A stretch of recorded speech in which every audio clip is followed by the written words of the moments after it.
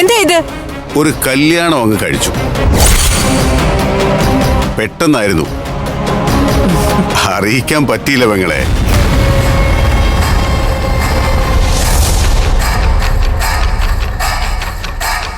എന്റെ പെങ്ങളാ കലാവതി, ശ്യാമള. ദാ ആ നിൽക്കുന്നത് അവളുടെ ഭർത്താവ് സോമനാഥൻ. ദാ ആ നിൽക്കുന്നത് ചത്തുപോയ അവളുടെ ആങ്ങളെയും ഭാര്യയും.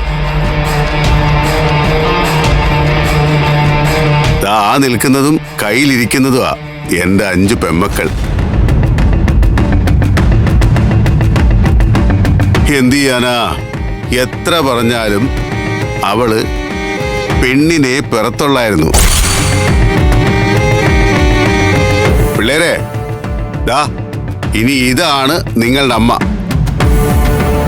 അല്ല, ഞങ്ങൾക്ക് ഒരമ്മേ ഉള്ളൂ. ചത്തുപോയവരെ കുറിച്ച് ഇനി പറഞ്ഞിട്ട് എന്താ കാര്യം? അമ്മ ഞങ്ങളുടെ ഒക്കെ മനസ്സിൽ ജീവിച്ചിരിപ്പുണ്ട്.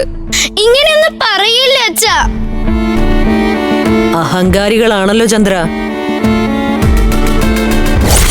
മെരുക്കിയെടുക്കണം.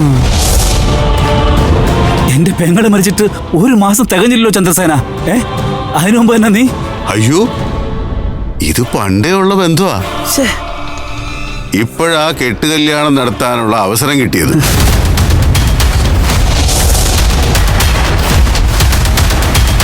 എനിക്ക് ഒരാൺകുഞ്ഞിനെ തരാൻ ഇവൾക്ക് കഴിയുവളിയാ, അതുകൊണ്ട് കെട്ടിയതാ.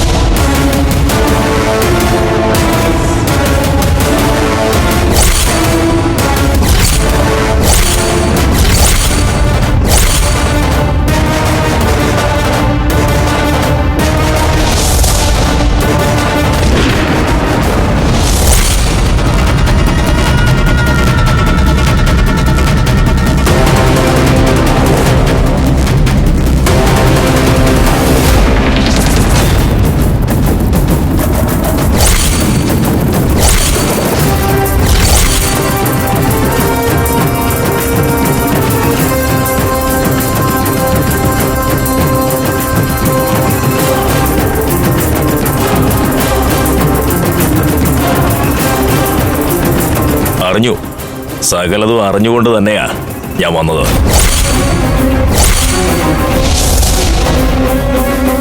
നിന്നെ ഒന്ന് ഒതുക്കത്തി കിട്ടാൻ നോക്കിയിരിക്കുകയായിരുന്നടാ ഞാൻ.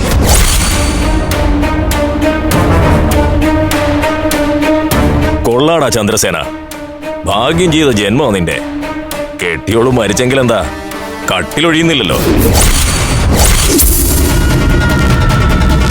അതും ദാ ഇതുപോലൊരു മുതല്. മാന്യമായിട്ട് സംസാരിക്കണോ? എല്ലില്ലാത്ത നാവ് വെച്ച് ചുമ്മാ ആടാൻ നിക്കല്ലേ. ഞാൻ ആടും പാടും. എന്റെ കാശ് പലിശ സഹിതം കിട്ടിയില്ലെങ്കിൽ ഇവന്റെ ഈ 2ാം കെട്ടിലും അഴിഞ്ഞാടും വാസു. കാശ് തരാനുണ്ടെന്നുള്ളത് നേരാ, അത് ഞാൻ തന്നിരിക്കും. ഇനി അങ്ങനെ കാത്തിരിക്കാൻ പറ്റില്ല ചന്ദ്രസേന. ഇന്നെനിക്ക് പണം കിട്ടണം. ഈ നിമിഷം. ഇപ്പൊ തൽക്കാലം എന്റെ കയ്യിൽ കാശില്ല. എനിക്ക് ഒരവധി വേണം. നടക്കില്ല ചന്ദ്രസേന. പലിശയും പലിശയുടെ പലിശയായിട്ട് 10-14 ലക്ഷം രൂപയായി. പലിശയെങ്കിലും കിട്ടാതെ ഇന്ന് ഞാനിവിടുന്ന് പോവില്ല.